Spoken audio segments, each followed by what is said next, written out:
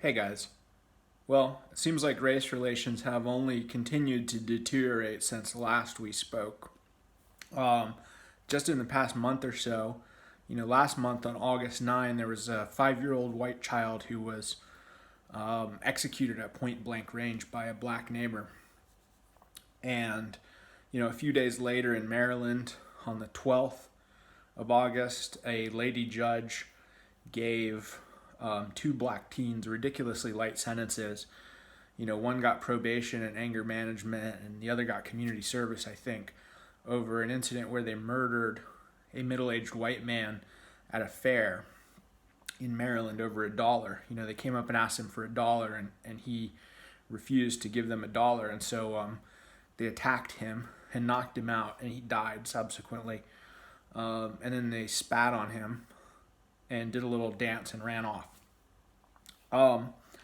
So they got probation for that and community service and anger management. That's lady justice for you. Then there was a road rage incident on the 24th in Georgetown, South Carolina, where a black motorist rear-ended a beautiful young white woman, 21-year-old college student, and her stepfather. Rear-ended them, got into an altercation with them on the roadside, then shot them both, killed them, and then shot a passerby who stopped to try and help. Thankfully, I think at least that individual survived. In Fort Mill, South Carolina, also on the 24th, a black man from Charlotte, North Carolina, shot at a group of Trump supporters demonstrating on a highway overpass. And then on August 25th in Columbus, Georgia, a black man went into an AutoZone store and stabbed an employee, seemingly at random. When he was arrested, he said he felt the need to kill somebody white due to, anti-white narratives, BLM type narratives in the, the hostile anti-white mainstream fake news. And, after arresting this black fellow, cops put him in a cell with a white inmate, and he subsequently killed his white cellmate. So the mother of that white individual who was killed by him in prison, or I guess in jail because he hasn't been sentenced yet to prison, but the mother of that white man who was killed in the cell with him is suing the police in Columbus, Georgia. So hopefully there'll be consequences there, because that's just monumentally bad judgment. You have someone with, demonstrated violent tendencies, demonstrated racial animus and hostility, and you're going to put them in a cell with the subject of their racial animus? I mean, come on. That's ridiculous. More recently, you had in Tennessee, you had a carjacking where a white couple on their way to church were carjacked, by a black man, and the black man executed the husband in front of his pregnant wife. Thankfully, the wife and her unborn daughter survived. I hope she's able to carry that baby to term. That's, one little bright sliver in that story. And this individual had apparently attempted to carjack 2 vehicles prior to successfully carjacking the one he did. And so he was apparently on some kind of rampage. Then just this past weekend, we had a train derailment in Manhattan where an angry black man was throwing junk on the train tracks in a subway station and caused a train to derail. This individual was released without bail for going on a rampage and breaking out the windows of a bus a few weeks ago. So, yet another instance where somebody who should have already been behind bars was out on the street, causing mayhem, and I don't think in this case loss of life, thankfully, but potentially could have. So this is just over the last month and a half. We have, over a half a dozen dramatic incidents of black on white violence, some of them fatal, some of them multiple fatal. And this is almost as much evidence as BLM has for their narrative. I think they only have about, a dozen incidents over 7 or 8 years that inform and drive their whole narrative. So to have more than half of that in a month means there's a narrative here with a lot more substance to it. And there's probably even more than that, because these kind of incidents usually only make the local news. They usually don't make it to national news. And if they do, like the train derailing, most accounts will usually deracinate them. They'll strip the racial component out of it altogether, and do everything they can to obscure the racial identities of the perpetrators and victims.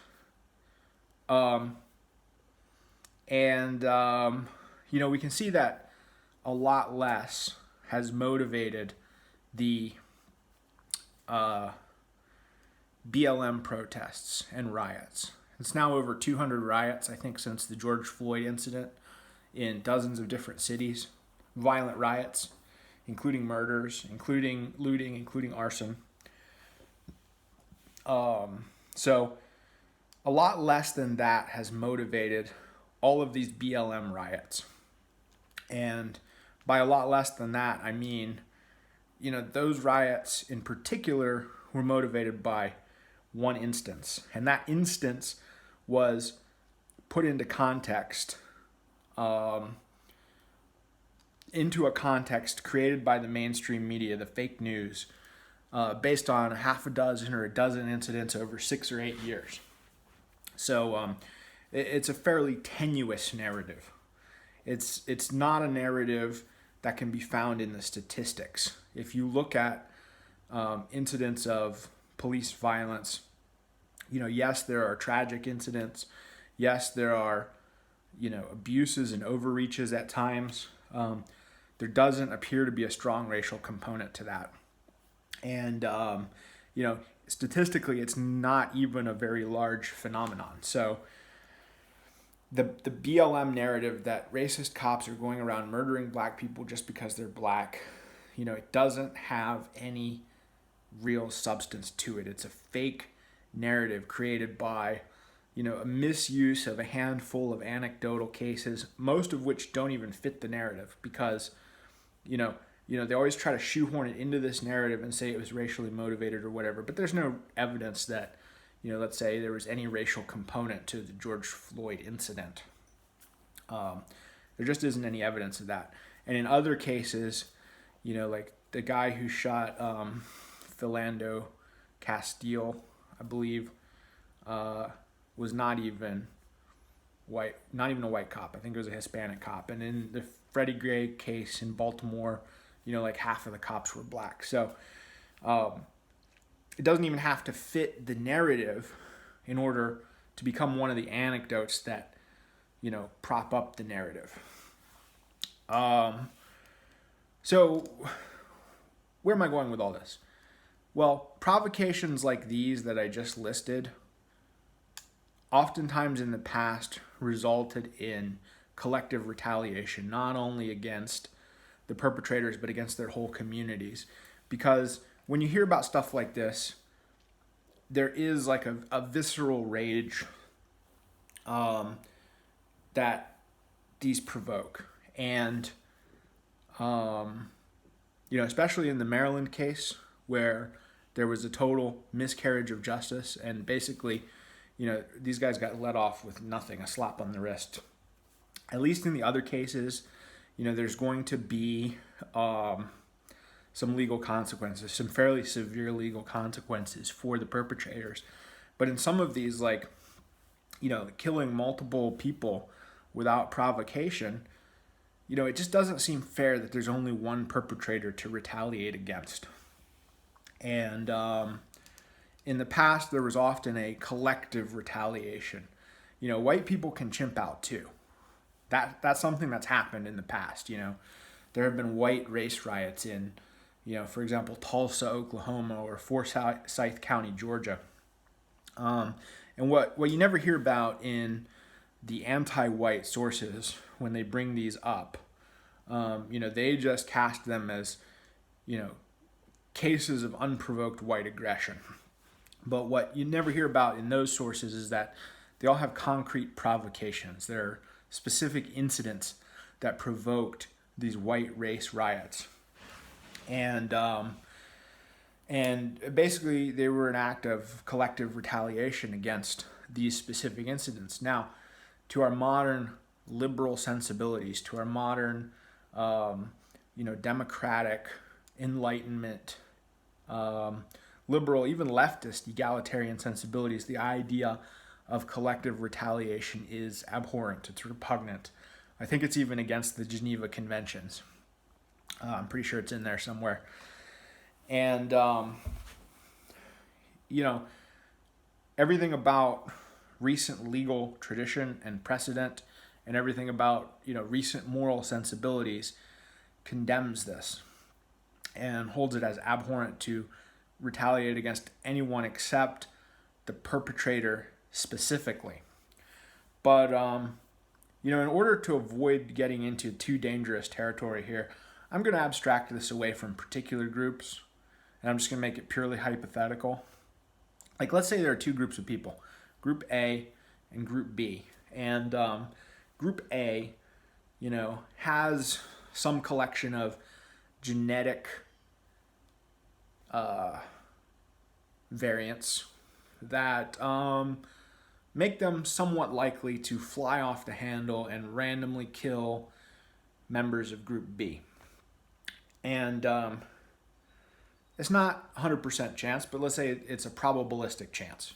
So that collection of genetic variants that they possess, on average, makes them, somewhat less likely than 1 and somewhat more likely than 0 to just fly off the handle and randomly start killing members of Group B. So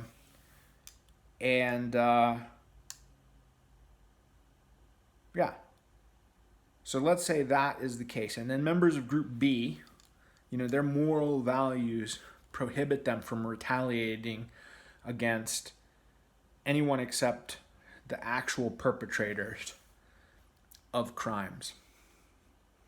Well, if there is a reasonable likelihood that those members of Group A who fly off the handle can kill more than one member of Group B, then it kind of follows that even if that member of Group A forfeits their life by attacking members of Group B and killing, more than one of them, even if they forfeit their life by doing that, Group A gains ground relative to Group B, because Group B loses more than one individual and Group A only loses one individual because Group B can only retaliate against that one individual. So Group A gains ground against Group B and eventually will come to predominate and replace Group B. Now, there are some things that could oppose this tendency, like maybe by retaliating against those individuals with a demonstrated track record of violence and no others. Group B succeeds in decreasing the frequency of those genes in Group A. And therefore, effectively domesticates Group A and makes it possible to cooperate and coexist with them in a stable equilibrium. Now that's possible, but there could be even other forces opposing that tendency. Like if the children or relatives of those individuals who die attacking Group B gain status within Group A and therefore gain reproductive opportunities within Group A, then those genes could be propagated still within Group A, even despite that selection effect of them being removed in the case of that particular individual. Or if there are lesser violent acts that could cause somebody's status in Group A to rise, violent acts that do not rise to the level where Group B is going to retaliate and remove that individual from the gene pool, then those genes could still proliferate. So it's by no means clear that removing the individuals who demonstrate a tendency to violence would eventually weed those genes out of that pool and enable those pools to cooperate and coexist peacefully. It seems like that set of values on the part of one group and that tendency on the part of another group would just lead to a straightforward, replacement of one group by the other. There's a lot of ins, a lot of outs, a lot of what have yous. Doesn't necessarily have to be the case, but it is strongly suggestive that it might be. And by the way, it doesn't even have to be the case that the individuals flying off the handle have to kill, let's say, multiples of the group that they're targeting. Even if they only kill one, if the group that they come from is more profligate, more reproductively vigorous than the group that they're attacking, if it's a one-for-one trade, their group is still coming out ahead because their group can replenish those individuals who are lost a lot easier than the group that they're attacking can. And, depending on those numbers, it could even be the case that a chance of less than one, like a few months ago, there was that one in Minneapolis who threw a white kid over a mall balcony and he fell 40 feet to the floor below. And he was seriously injured, but he survived. So, stuff like that. He was obviously intending to kill. He didn't succeed in killing a white person. He injured a white person, and he's going to suffer some legal consequences. It probably is not going to be as severe as succeeding in killing a white person. So he might be out on the street again, to try again or to spread his genes, one or the other.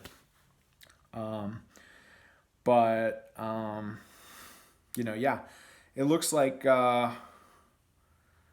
let's just say that our enlightened, humane, liberal values may not be up to the challenges that we're facing. Like, if your goals and your aims and your ambitions are to abide by international law and to abide by, enlightened, liberal, humane, egalitarian, late 20th century, early 21st century values, then obviously any idea of collective retaliation, of collective punishment is off the table. It's absolutely, beyond the pale. It can't even be discussed, can't even be considered. But if your objective is to survive in the face of conflict and competition from hostile outgroups, well, not so much. But, as this situation deteriorates and as these relations deteriorate, there's a possibility of some way to unwind it somewhat gracefully without getting to that point. And I've actually been binge watching Africa videos lately, believe it or not. Africa travel videos, Africa food videos, and videos of African Americans who have moved to Africa. And, most of them repeat some variation of the BLM narrative, which is annoying. But almost all of them say that they feel a lot safer in Africa. And that was puzzling to me. My first thought was like, that can't really be true, right?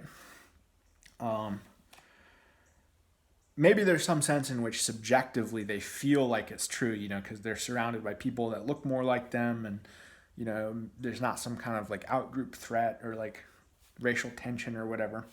I mean, I know there's a lot of ethnic conflict in Africa, but I don't think it would be fair to call it racial per se, because it's very small ethnic groups for the most part.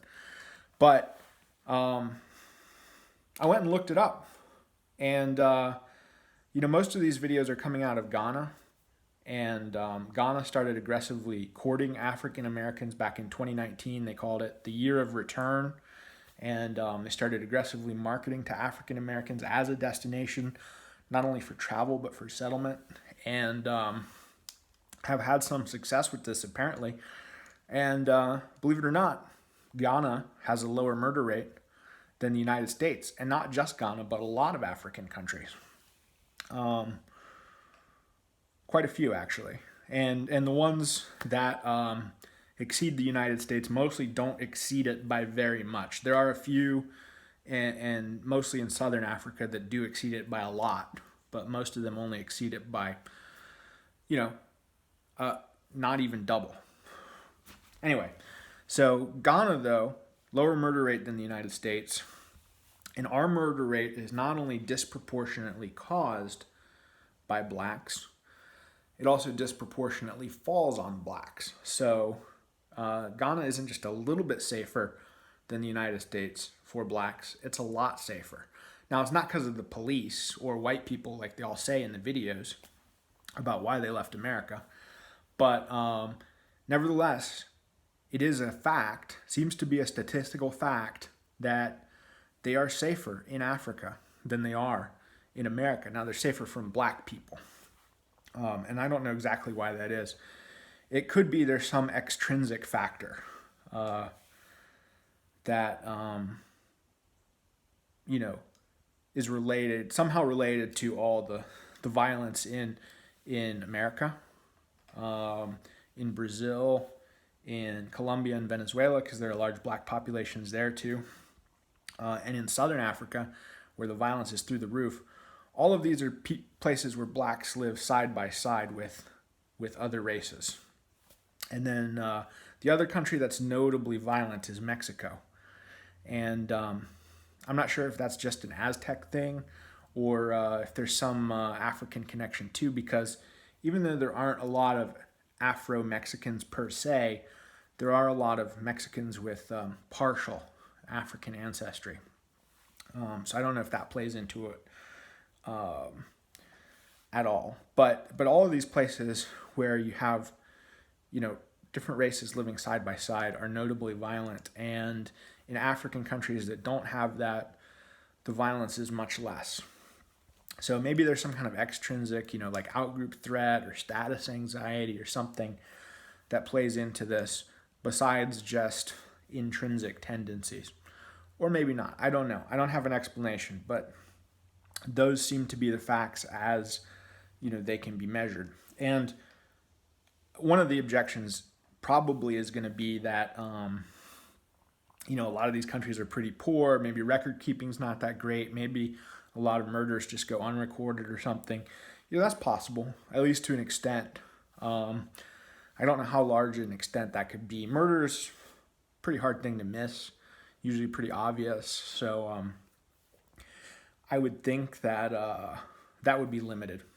I would think. I don't know, but I would think that would just be a minor aspect of the whole phenomenon. But it does seem like they're safer over there, and most of them seem pretty happy. And one of them just said, I'm not a black woman in Ghana. I'm a woman because everybody's black, and there's just a tremendous relief and a privilege to be part of the majority in a country where everyone looks like you. That might not have been exactly what she said, but that's pretty close to what she said. And I think that's something we can all sympathize with that sentiment, because that's kind of what we want, just for white people